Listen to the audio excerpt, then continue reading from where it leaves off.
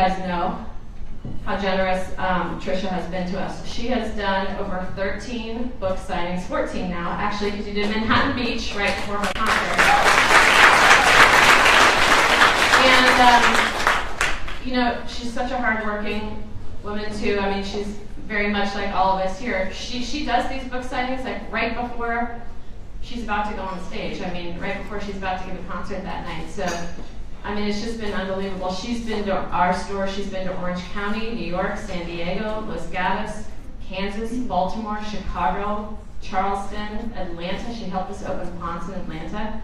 And I remember I got the call, oh my God, I think Trisha, you just signed, like, she was supposed to only scheduled for 2 hours, I think. And she ended up spending 4 to 6 hours of her own time there. And all I said is she still friends with us? She still like us? And she's a top customer, of course, at our Green Hill store in Nashville. And they see me coming. So welcome. I'm so happy to have you. Thank you.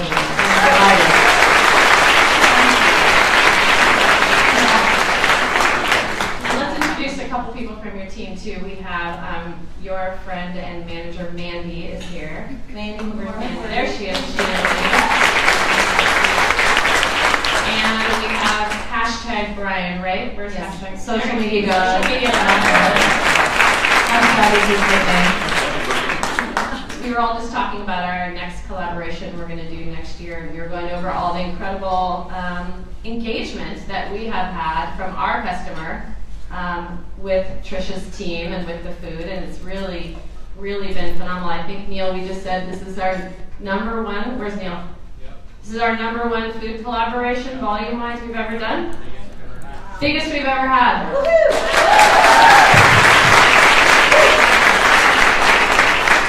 And in final wrap-up, did everybody get it from the cafe today? Because it looks, I just heard Janice say, so good. So help yourself there. All right. Oh yeah, I was cooking all morning, guys. And I know that I learned a lot from you and from Garth on Saturday night, and was reminded of the importance of engagement with your customer and, you know, your fan, and you're so generous with your time. And I thought maybe today we'd help one other little boy's dream come true. Sure. Does that sound all right? Absolutely. Surprise attack? Yeah. All right. Let's go ahead and put up a photo here, Emily, of this little boy, who's really tall, actually, right? Can anyone figure out who that is? And who's he with? Trisha. What? How old are you? This is like 95, 96, right? Yeah. I can tell by the hair. That's Shane Rogan with Trisha. What? Tell us. Have you guys met since this picture? I don't believe so. Yeah. Breathing, Shane.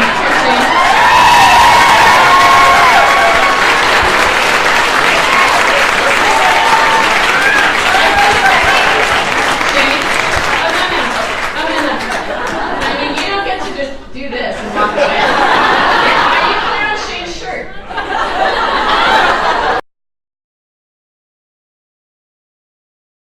Let's reenact this photo. I'd like this photo taken again.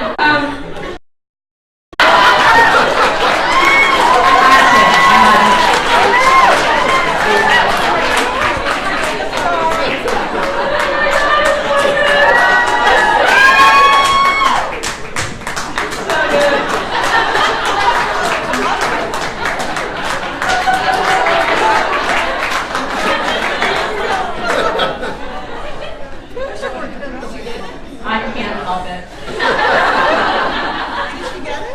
Wait, that's all right.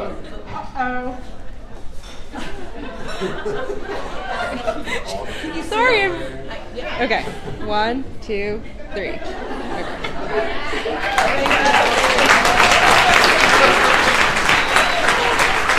That's crazy. Oh, I don't want to go back. You definitely beautiful now. Thank you. Nice. My hair wasn't as big as I was expecting it to be. So Trisha, this is a visual on our group.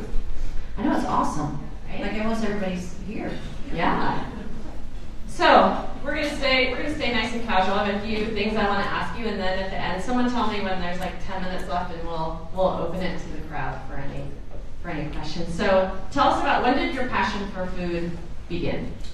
My mom and dad were both really good cooks. My mother was a school teacher, and my dad was a local banker, but they were both basically, my dad was a farmer at heart, but you couldn't make a living at that. And so we always had a garden. We always had, I mean, I was a farm girl. We processed our own beef, our own chicken, our own, hogs, everything. We did it all ourselves, canned. So I grew up with really good food and a really good cook. And so when I went off to college, I really didn't cook that much until then because my mom was so good, my dad was so good. I set the table, I cracked the ice cubes, that was kind of my job before ice makers. And at least we didn't have one.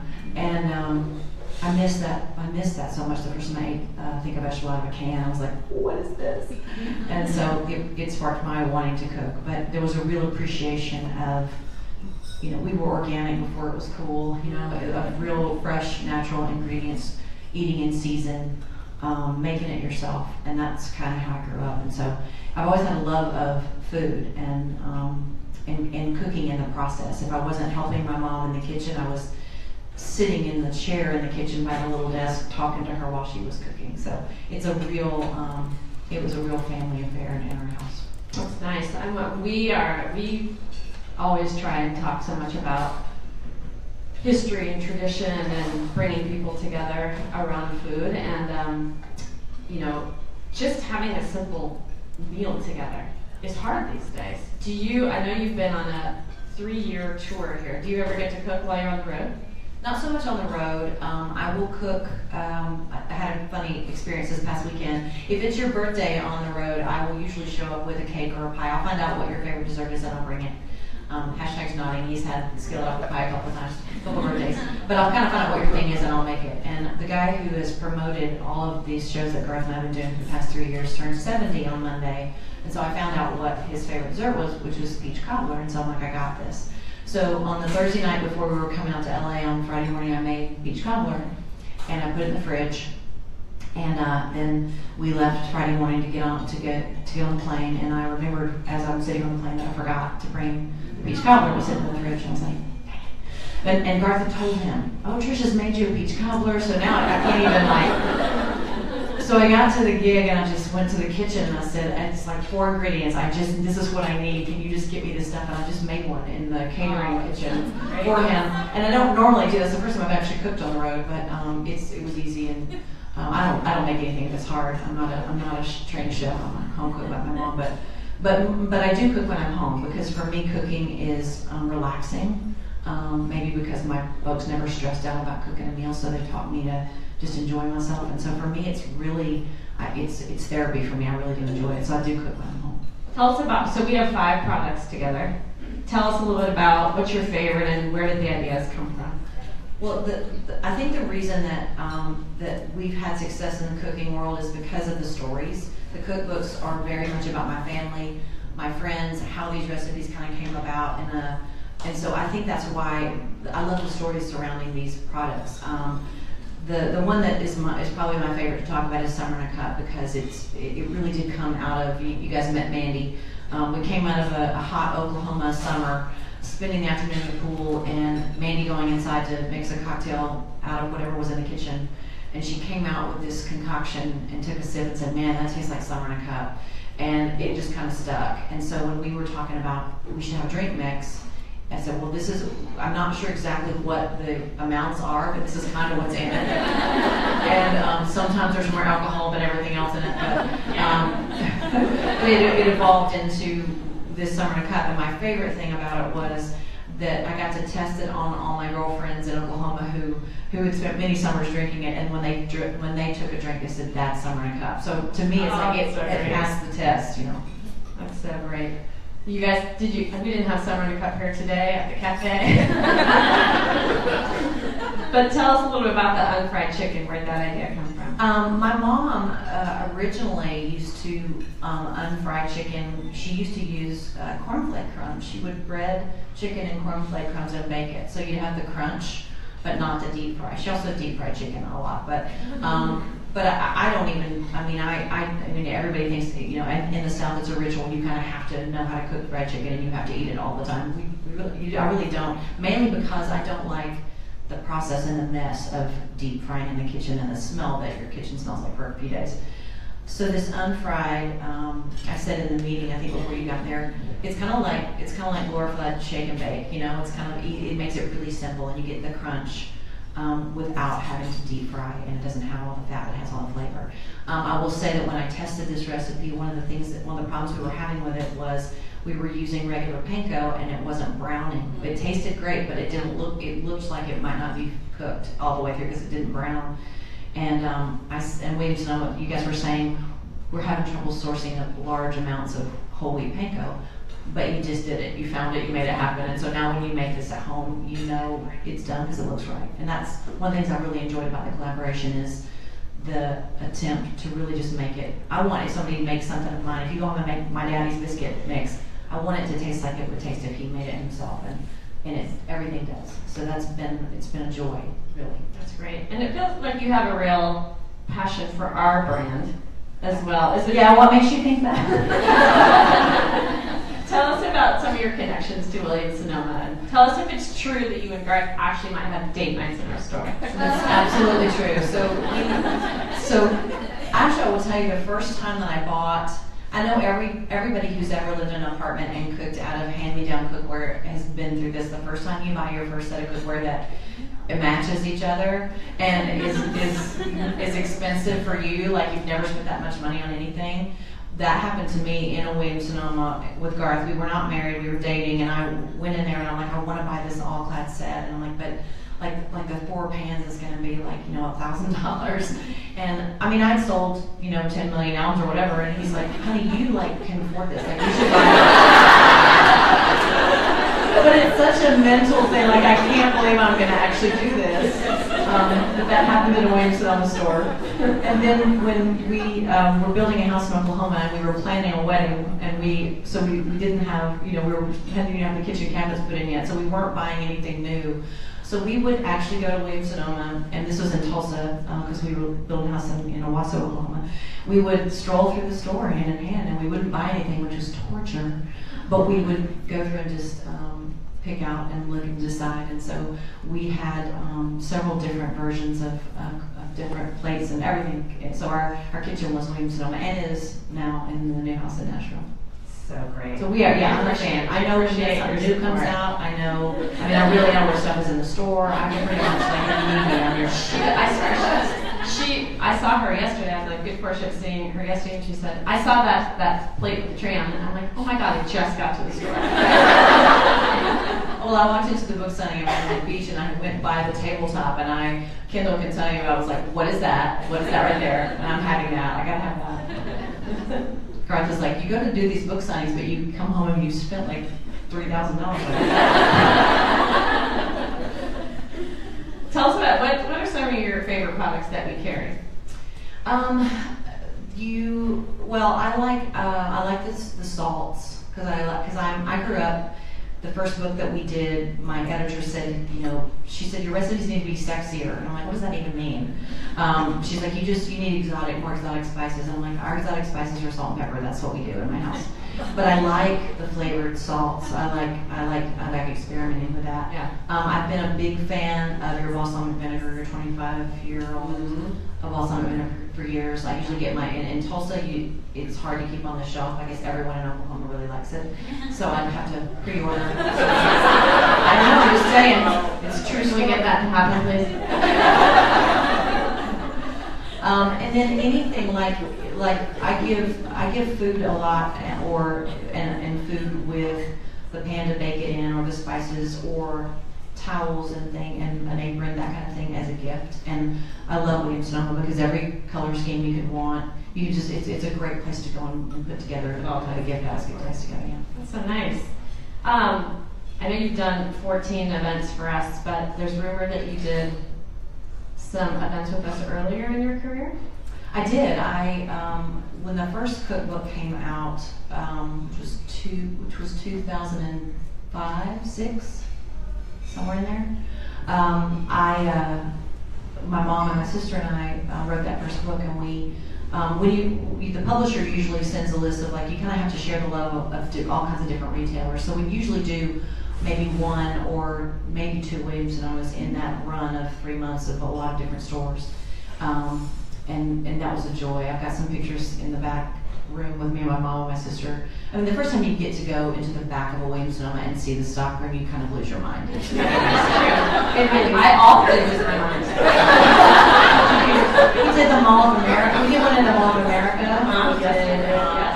The King of Prussia malls where we did one. Yeah. When the first book came out. So yeah, every book we've done a few, and now we're just really Williams-Sonoma snobs, and we don't do book signings anywhere else. That's a good reverse nod. So, I mean, you are in your 10th season on TV. Incredible. I mean, with what's happening with TV, what's happening with food on TV, you have just been a powerhouse through there. Tell us, as a brand that has been here for 62 years, I think we're on now, we understand the idea of holding on to the past, but keep reinventing yourself to stay relevant for the future. What have you done to stay so powerful during 10 seasons? It's really quite an accomplishment. I think a lot of it, I mean, I see a lot of similarities between the way this company's been run and the way that every time I am around you, I learn something new, like what I learned today about the artwork. I mean, just the fact that you're creating these patterns, and that I didn't know any of that happened in-house. So you're so invested. You're telling your own stories while you're creating products for your stores, which I think it makes you so much more invested in every single thing that you do. And I think that's really the key. I mean, authenticity is the total key. For those of you who don't know, I didn't, as a 5-year-old girl who wanted to be Cher, that's the truth.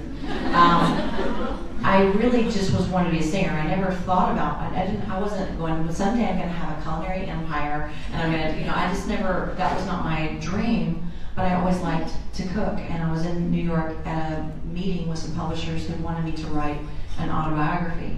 And I said, no. I said, first of all, you hate those autobiographies that don't tell the stories that you really wanted to read, and I'm never going to tell those stories anyway. And if I ever do, I'll be like 80, and everyone else will be dead already before I tell the stories. So, in the meeting, they said, well, what would you like to write about? Because we feel like people would want to, we feel like there's an audience. And really, like off the top of my head, it just came out, I like to cook. It really was an authentic statement that I never dreamed would lead to this. And so by the time I left the meeting, I had volunteered my mom and my sister to write this book. I had to call them and tell them what they were doing, and they were like, what? And so I think that's the key, is that no matter how it changes, Food Network has allowed me to be a little bit different from what else they have. Yeah. Especially when we entered that space, it was very buttoned up.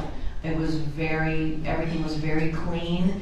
You were, you never showed that you made a mistake, because everyone was perfect. And we made mistakes. And I think the success has been because the home cook is a lot more like me than a professional chef. Right. And so people I think relate, because the biggest compliment I could receive was when people say, I watch your show and I feel like I could be in your kitchen and it wouldn't be weird. And it's like, I get that. It's like, cool, that's how I want you to feel, because so when we make a mistake, I'll crack an egg right into the mixing bowl, and sometimes it doesn't go in the bowl. Sometimes it goes down the side of the bowl. We show it, it's like, that's real. Yeah. So if a shell falls in, we pick the shell out. You see that, so that if this happens to you, which it will, this is what you do. Right. We struggle with some of the same things. We're breaking free. I don't think we feel the weight of trying to be so perfect anymore, but But you are perfect. No one walks away to Sonoma and goes, man, I just love how it's just like they show the flaws. You're perfect. I can say that really good. Stay that way. I'll make the mistakes. You guys stay perfect. But we do. Even when we're there's a lot that goes through that test kitchen, and I say to Amanda and the social team, show that we burn the cake. Just show it. And actually, our customer loves it. They do. That's going to happen to them. Yeah. Makes it real. Yeah. It's so important to stay in touch with our customer, and these days we get feedback from all over the place. We used to really get most of it from the stores, but now we can see it coming in through social media, or we do surveys. We do as much as we can, but still it's hard to filter all of it coming in. But I really truly and sincerely was renewed on the idea of engaging even deeper with our customer when I was at your show on Saturday night. And tell me, how do you seem so down to earth. You are down to earth. I was going to say that because I've now spent numerous days with you, and I feel like it's enough to know your whole life. So, I mean, how do you stay in touch with your customer, your fan, or what are some ideas maybe that you could give us? Well, I think that country music has always been the genre of music that's been accessible. So we've always been in the genre where if you wanted to meet somebody that you admire in country music, chances are you're going to have an opportunity at some point. And I think that's unique. So it's always been a very one-on-one business in what we do. So I think that has helped me in everything else that I've ever done.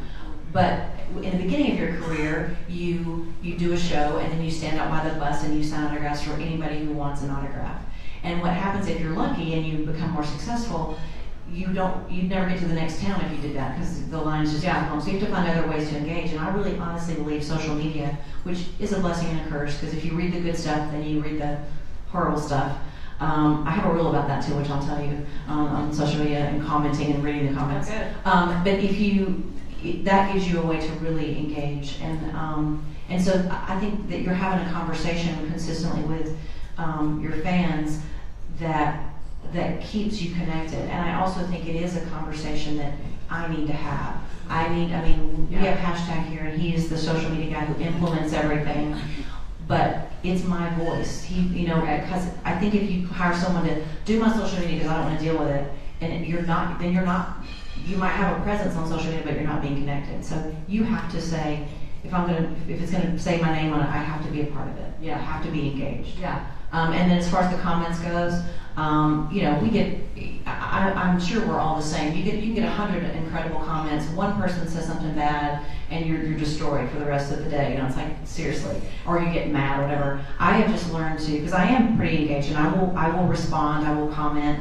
But if the first time I read something negative, I'm just done for the day. I turn it off and I'm done. Like I just don't keep.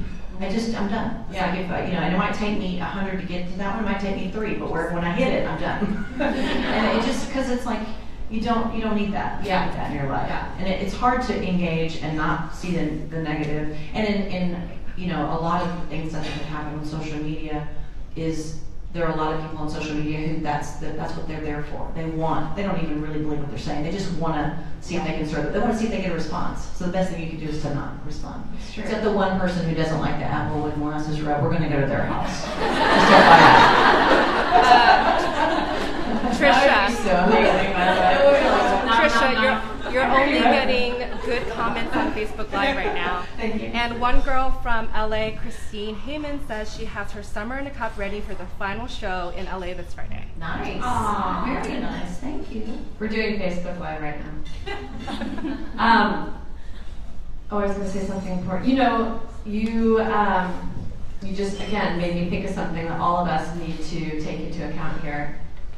If we all really answered, everyone who's responsible for their area, the feedback from the customers on our site, rather than letting it go to one central place, that's really powerful. We're going to think about that as a group here, right? You're like, oh no. I get the summary every week. I actually do read everything that comes in. I try my hardest to read it. I definitely read the comments, the customer comments, and more importantly, I'm looking to see how we are responding.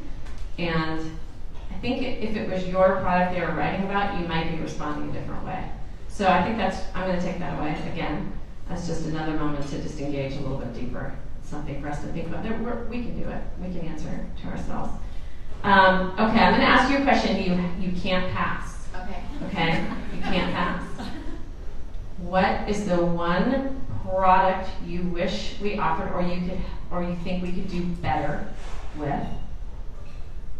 What's your wish? You walk into Williams-Sonoma, you wish we had what? I just want to say more Trisha WS products, but I'll say that would work. Working on that. It's fine. That will work. It's fine.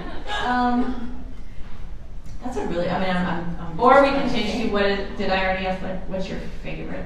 I know I heard you on the tabletop, but like, what's your go-to? Well, I mean, I'm truly excited when I walked into the lab and saw that you're doing the Instant Pot. I think that might be the one thing that I think is great. I'll tell you that I grew up. My mom used a pressure cooker, and so that I've always used a pressure cooker. And I feel like I spend all my time explaining to people who don't that it's not going to kill them, and that they can use this in their house and how easy it makes life. And like you said, calling it an Instant Pot makes people not afraid to use it because it doesn't say pressure cooker, but that's what it is. Right. And I feel like it's a super accessible product for everybody. And I think I was just so happy to see that. So, and then I don't know if you still carry, the one thing that you used to carry was the Compresso coffee maker. And that was our go-to. And my husband is very set in his ways. So like if he uses something he likes, he wants to use it for the rest of his life. And if it stops working, he wants another one that's exactly the same. And so the last time that our Compresso, I think we're on the third or fourth one, was done, he went to Williams-Sonoma and they didn't have it anymore. And so, he was not very. He was noted. Thank you. I will also tell you that he used to go into the Williams-Sonoma in Tulsa a lot, and the ladies just, of course, that worked there loved him so much that he would go in with he's like, I'm just going to take it back. I'm like, honey, we've had it for 2 years. Like, we can buy a new one. And I'm just going to take it back. It should still be working. So he'd take it into Williams-Sonoma, and he'd be like, I don't know what's wrong with it. I just, they just give him another one. Because he's hard, So he built I know what a happened couple to of me, great so it must coffee be makers. That's great. Tell them about what beautiful coffee machine is on your counter right now. The Rebel Oracle. What? Yes, the Rebel Oracle. That's our electric spire right there. Thank you very much. If you could just walk the latte back to the bedroom, that's all it needs to do. It does everything else. That's really, you can work on that. So good. I'm gonna do a quick reverse engineer because you're so good. Do you have any questions for Williams-Sonoma? I have a question for you. Yeah. I really do want to know what made you want to, like, I know why I'm here. I don't know what made you, how did you get, in the Cliff Notes version, how did you get to this spot, and what is the passion that drove you to want to do this? Cliff Notes version is, I have been in retail since I had my driver's license. The day I got my driver's license, my mom said, and what's your job? You can't have a license without a job. So I've been in retail forever. I love retail. Why? Because I love the customer. I love seeing their choices. I'm a bit of a brand study. I actually love brands and how they present themselves and what they can do and how they can be and how they can ruin themselves in a quick minute or stay for 62 years only in America, which is even more crazy. So I literally worked my way up from sales associate to where I am now. I've had incredible mentors and bosses along the way. Strangely, every single one of them female. I've really only worked for females since I've been 16 years old. And I've just learned so much about the customer, about doing things yourself, about setting visions, and I've worked for some great brands. I worked for Macy's. I started Gap Body for the Gap. That was probably one of the most incredible experiences of my life, much like businesses here. It was like a startup and a fully funded company that I was able to work with some incredible people at the Gap. I worked for Nike. I worked for Pottery Barn Kids, Pottery Barn Teen, and I was over there minding my own business, getting Pottery Barn Kids and Teen to where it needed to be, and my boss, Laura, tapped me on the shoulder and said, I want you to come run Williams-Sonoma. And my first answer was, no, God, no. You need to find somebody who knows how to run the kitchen. And she said, they actually have everybody there that knows how to do it. They just need a leader. And it was the best advice that she could have given me, because I was able to come in and let everybody do what they do. And together, in the last 4.5 years that I've been with this brand, they have worked so hard to literally reinvent the brand, to imagine a brand of 2025, not 1950 something when we started. And it's a very fine balance between holding on to everything that made us who we are, but also Like, look around. This is a young team, right? And not a lot of them even shop with us. And so but they want to, and actually we're getting them there. But we need to make it affordable. We need to make it accessible. And together, we all in the last year changed our vision and our mission from gathering people around food to nourishing people's lives. And it means everything to me what these guys have done and given this brand. And I've never been more excited about retail or about direct to consumer or where we're going in all of our new business. And we have so many big business ideas together we're going to launch in the next 52, 62 years of this brand. So I am, of all the brands I just said I work for, this is absolutely by far the best brand I have ever led. It is so beautiful, this brand. But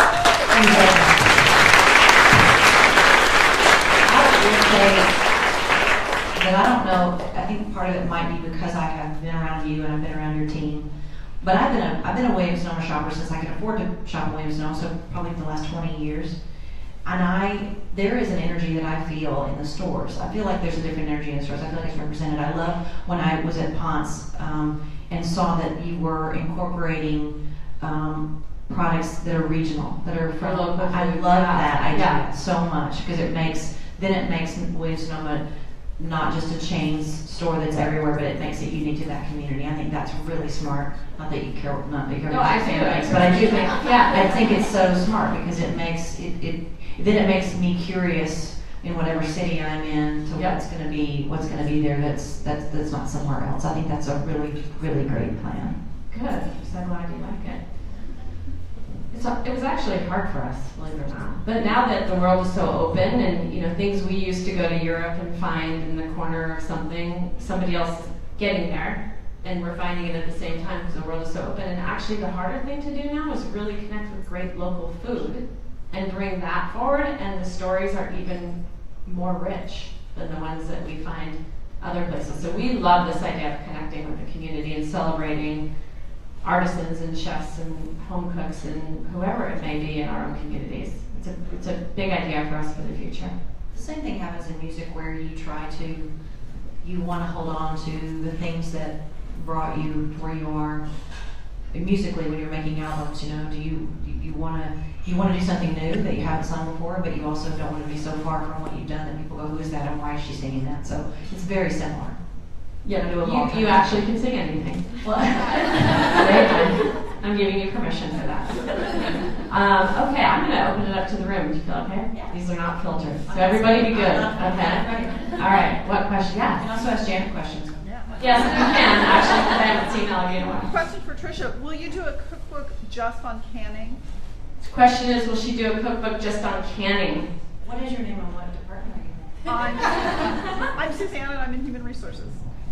I think that canning could be a good part of another cookbook. I have a couple of canning cookbooks that I bought.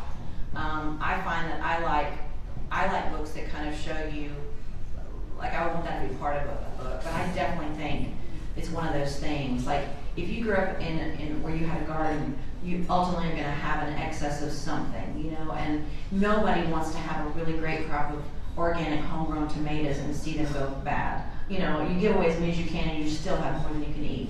So canning tomatoes, which is one of the easiest things to do, I definitely think that is a kind of a lost art. Although I will say I think it's all kind of coming back around, which is great.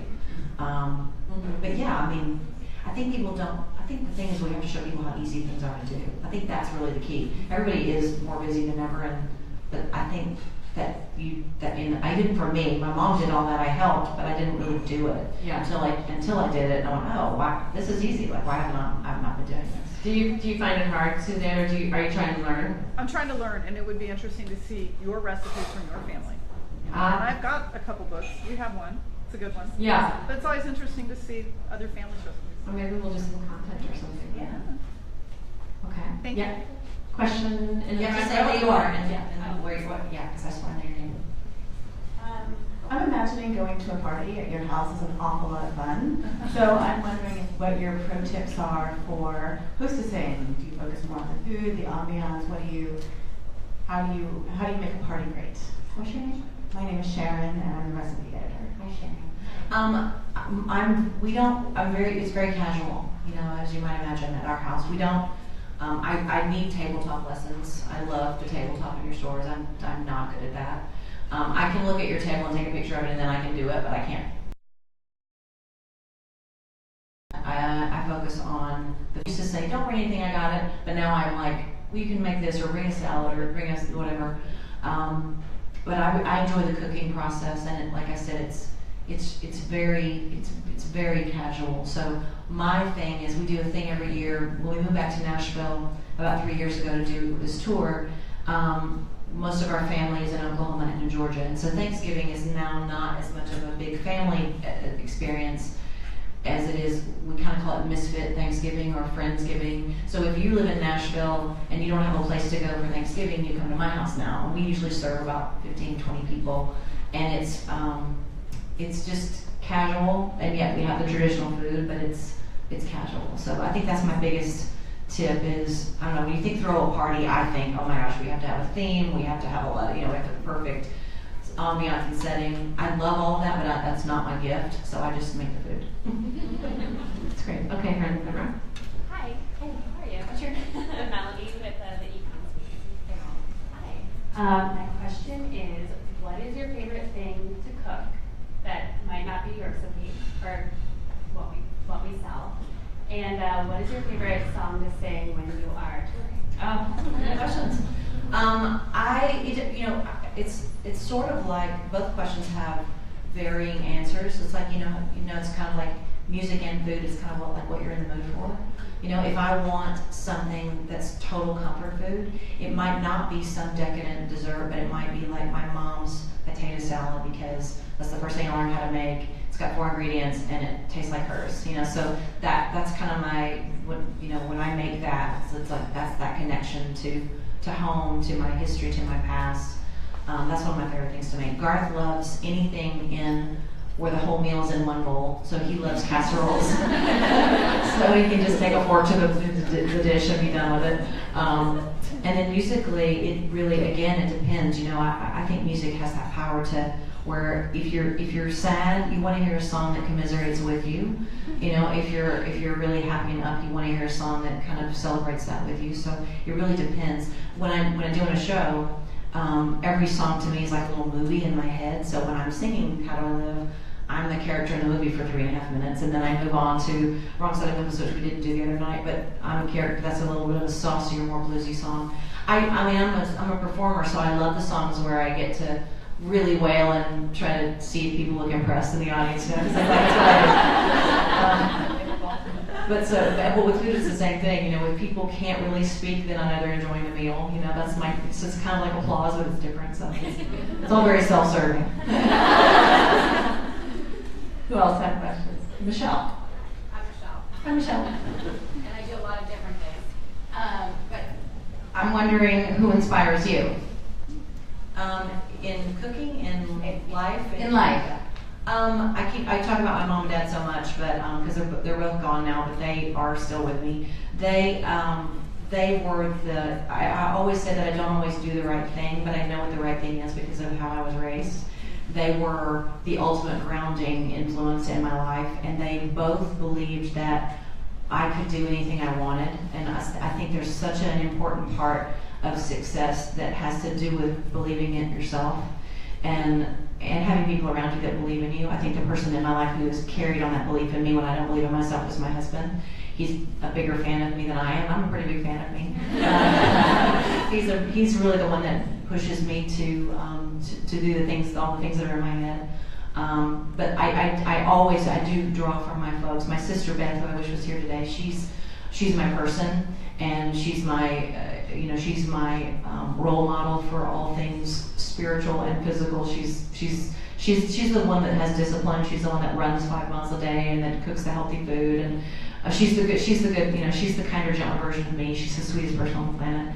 And I draw from them that base, that core that is always there, because I really don't think there's anybody that knows me better than those people, and those are the people that you kind of go back to. Garth's family was completely different from mine, so he always talks about my family. It's like, you guys were like Norman Rockwell, and our family was like, it's the holidays, somebody's going to go to jail, you know. So I know that now as an adult, my childhood was not like everyone else's, but those are my people. That wasn't a joke either, by the way. What other questions do we have? Let's go back there and then we'll come here. Can I ask a music question? Yeah. So, my name is Megan.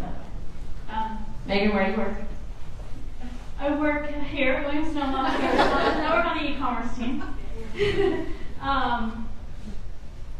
If you were being shipped off to a deserted island and you could only bring 3 records, who would you bring? Like, if that was it, you just had 3. I've done the desert island disc thing several times. You usually get to bring 10, so I'm just saying. If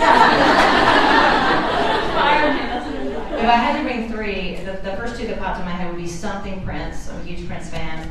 Yeah, huge Prince fan. I would take Katie Lang's Ingenue, one of my favorite records of all time, and probably like a Dean Martin or Sinatra record. That would probably be my 3. Oh, wow. Thanks. Then I would just sing my own. Yeah. I also would sing yours. We had a question here. Yes. Hi, I'm Sydney. I'm the food development intern. And I want to know what's your favorite memory from your partnership with Williams-Sonoma?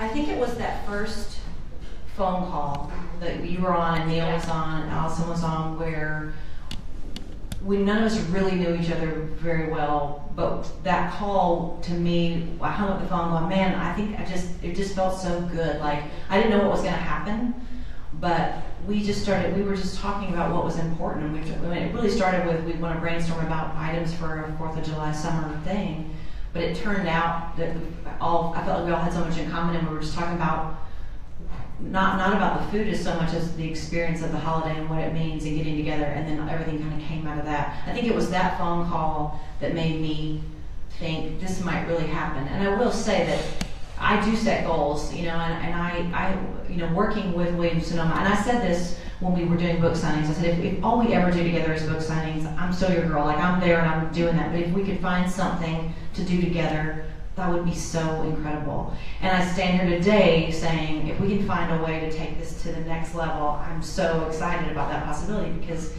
this feels really right to me, and it's felt that way from the very beginning. So thank you, and thank you guys. Thank you. Yes. Okay. Yeah. What's your name? Marie, and I'm sourcing. Of all the cities that you travel to, United States, worldwide, what's your favorite foodie town and why? That's a really good question. I don't know that I have a favorite foodie town. I mean, there are towns that are kind of known for their stuff. I mean, you don't go to New Orleans and not just get overloaded with flavor and your head wants to explode. What I like to do is, in every city, I like to ask. We do a press conference at the first day of every weekend or whatever we're doing. And I always say, like, if I'm in your city, what's the thing I need to eat? Where's the place I need to go? What's the, because everybody's got something. And then I try to either go to that place or have it brought to the venue so I can try it.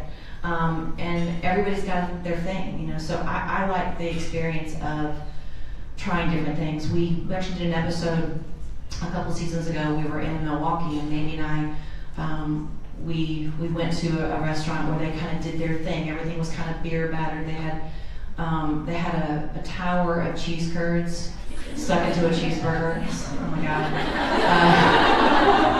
I don't know why I had a weight problem. Bloody Marys, yes.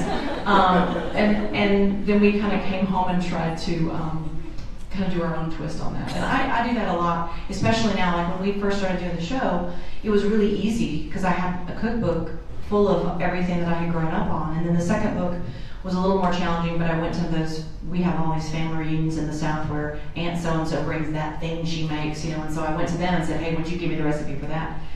And now, by the third book, it's kind of like, well, okay, in the show, now we've kind of exhausted a lot of those recipes. So we spend a lot of time developing new things, and one of the things that I get that from is going on the road and tasting something going, I feel like I can make that at home, and figuring out how to do that and put my own twist on it.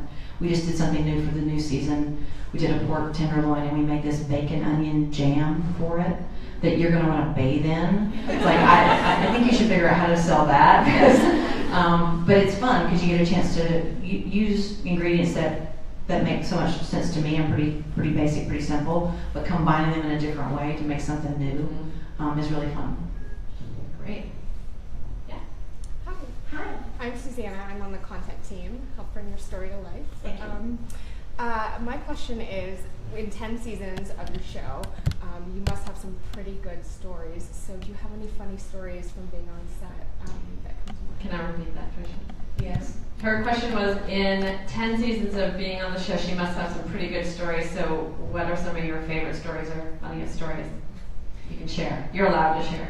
Yeah, I was about to say, we're always with us, so I want to tell you some of the stunts coming up this season, but I can't. But we did some really crazy stuff this season. It's kind of if you married the Lucy show with a cooking show, because my sister and I, and Mandy and I, and anybody bring on us, we're Lucy and Ethel, and I have to remind myself when I agreed to like go ice skating with the Nashville Predators hockey team that it's a cooking show. But we try to make it fun. I think that's my favorite thing, is getting a chance to go out and do things. I have a irrational fear of birds, and I like birds in the trees. They're fine, but I don't want a bird near me. I don't want a bird touching me. I don't want to engage with a bird in any way. And so we did an episode where we went out to a farm and got some farm fresh eggs, and we walked into a fenced-in organic farm with about 100 birds, chickens that were just walking around to me, close, and it was awesome. And on camera, the girl said, "Oh, this is one of our chickens. She's just kind of the mascot here, and she's really cool. Her name's Dolly. Would you like to hold her?" And I'm like, "Yeah, I'd really love to hold her. That'd be so much fun."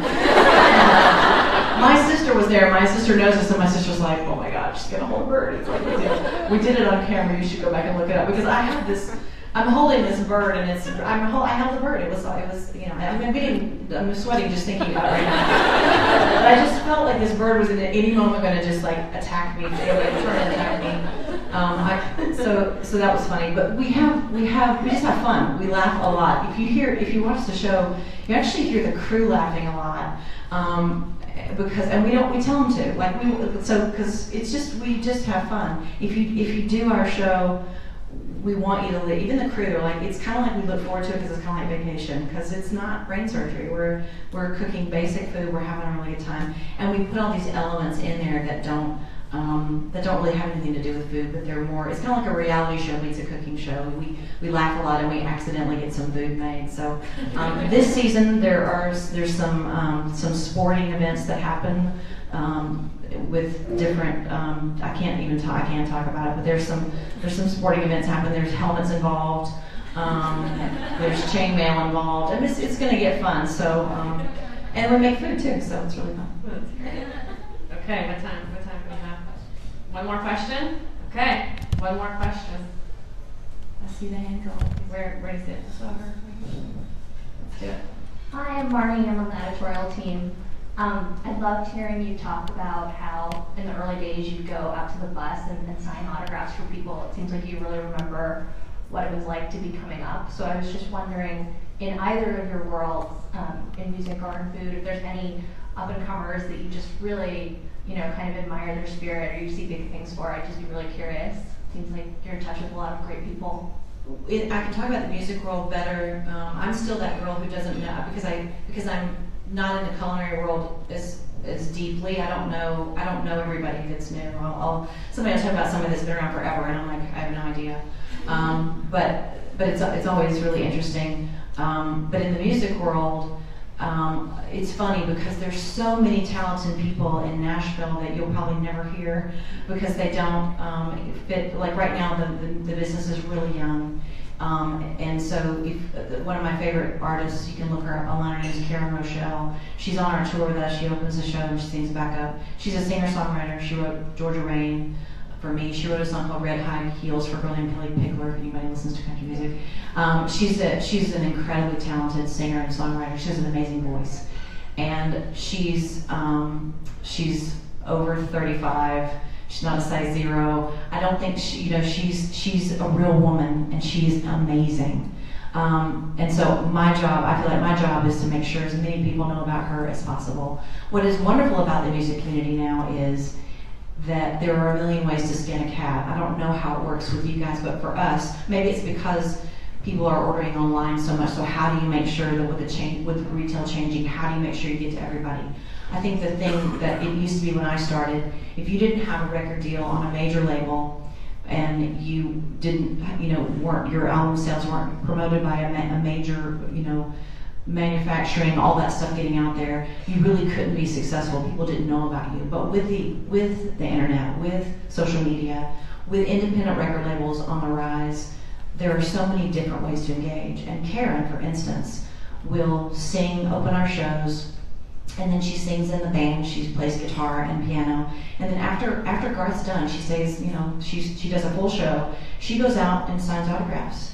And she has an album. It will enter the charts. I mean, she is making an impact in a different way with an independent record that she produced herself, and she's making an impact. So I think that's the difference. There's a guy named Mitch Rossell in Nashville who wrote a song called "Ask Me How I Know," which is my husband's current single. Garth's probably the only guy over 40 who can actually still have a top 10 record on the radio, on country radio. He's just not like other boys. But this song is powerful, and this guy Mitch, this is this kid. He was 6 months ago. He was playing in the Nashville airport when you walk through. He's playing guitar for tips, and now he's on the biggest tour in the world. But he's that kid. You see his eyes are wide, and he's good. You listen to him, and you're like, that's really, really good. So there's a lot. There's so much out there that's good, and there's so little of just like in everything. There's so much good, and you're going to hear about this much of it. Yeah. Trisha, thank you. I don't want to be done, but I'm having such a good time. I know. Thank you. Thank you guys very much. Thank you for what you do. Thank you for all you do. Thank you for all you do, and thank you for being who you are. We really appreciate it. I love William Sonoma. You know this. You know that. It's genuine. Thank you.